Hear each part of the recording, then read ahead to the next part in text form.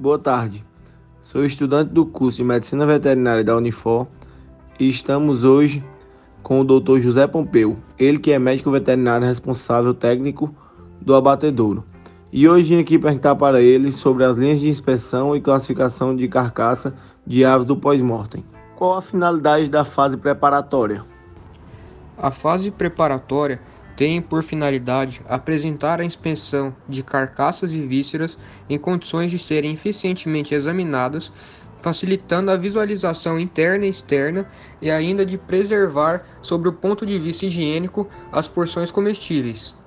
A inspeção pós-mortem de aves se realiza em 3 etapas ou linhas de inspeção. Como são divididas e quais as etapas da linha de inspeção?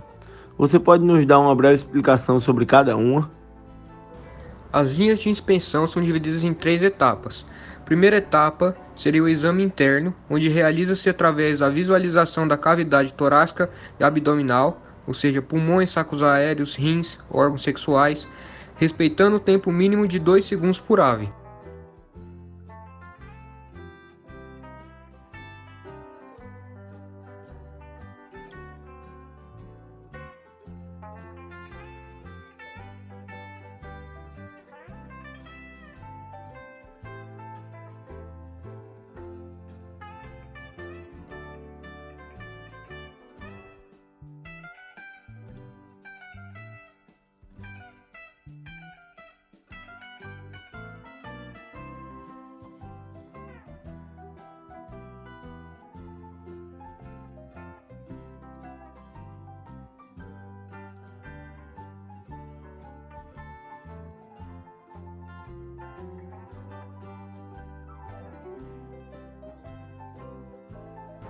A segunda etapa é o exame de vísceras. Visa o exame de coração, fígado, moela, baço, intestinos, ovários e ovidutos nas poedeiras.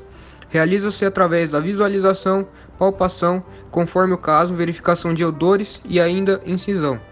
Assim, no exame dos órgãos, verifica-se o aspecto, cor, forma e tamanho, a consistência e, em certas ocasiões, o odor. E na terceira etapa, o exame externo. Realiza-se através da visualização das superfícies externas, pele, articulações, entre outros, e nessa linha efetua-se a remoção de contusões, membros fraturados, abscessos superficiais e localizados e calosidades. Quais os principais fatores que podem levar a uma condenação total ou parcial de uma carcaça? Os principais fatores seriam abscesso, aerossaculite, artrite, aspecto repugnante, caquexia, celulite, colibacilose, contaminação, contusão ou fratura, dermatoses, escaldagem excessiva, evisceração retardada, neoplasia, salpingite, sangria inadequada, septicemia, síndrome ascítica e síndrome hemorrágica.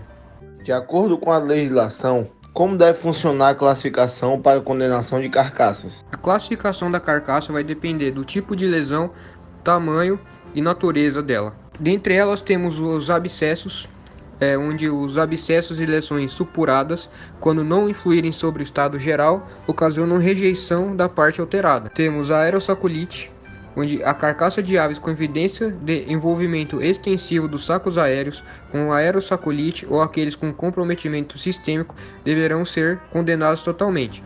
As carcaças menos afetadas podem ser rejeitadas parcialmente após a remoção e condenação completa de todos os tecidos envolvidos com a lesão, incluindo o exudato. As vísceras sempre serão condenadas totalmente em caso de aerossaculite. Processos inflamatórios como artrite, celulite, dermatite, salpingite, colibacilose. Qualquer órgão ou parte da carcaça que estiver afetado por um processo inflamatório deverá ser condenado e, se existir evidência de caráter sistêmico do problema, a carcaça e as vísceras na sua totalidade deverão ser condenadas. Tumores.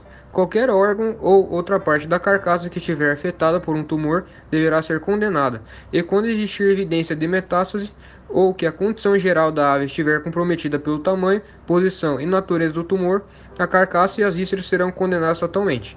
Tumores malignos são condenadas as carcaças, partes de carcaça ou órgão que apresentarem tumores malignos, com ou sem metástase.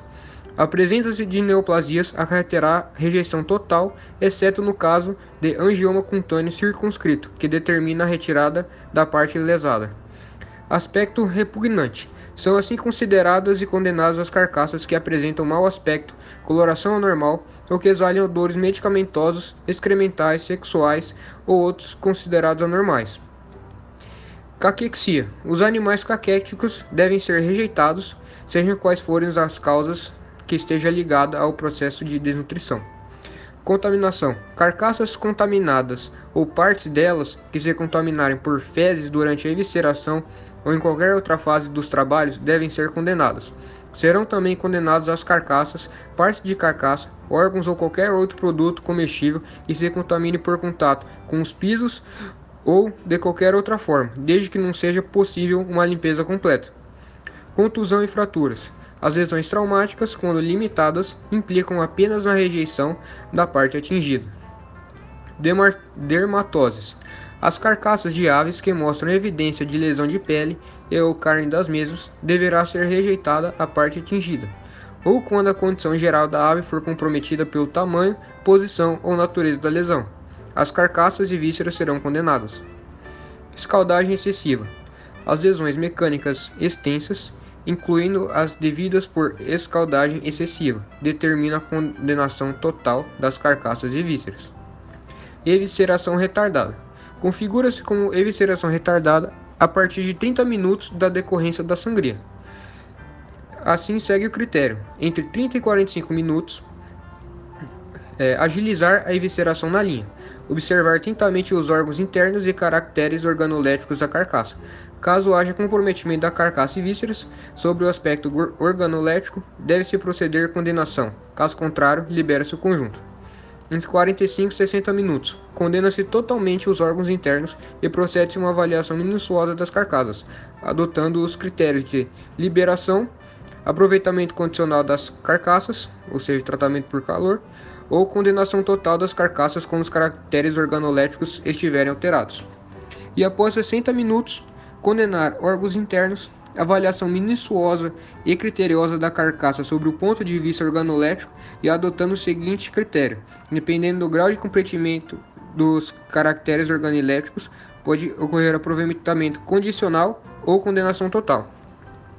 Sangria inadequada. Devem ser condenadas as aves, inclusive de caça, que apresentem alterações putrefativas, exalando odor sulfídrico amoniacal, revelando crepitação gasosa e palpação ou modificação de coloração da musculatura. Magreza. Carnes magras de animais livres de processo patológico podem ser destinadas a aproveitamento condicional, ou seja, conserva ou salsicharia.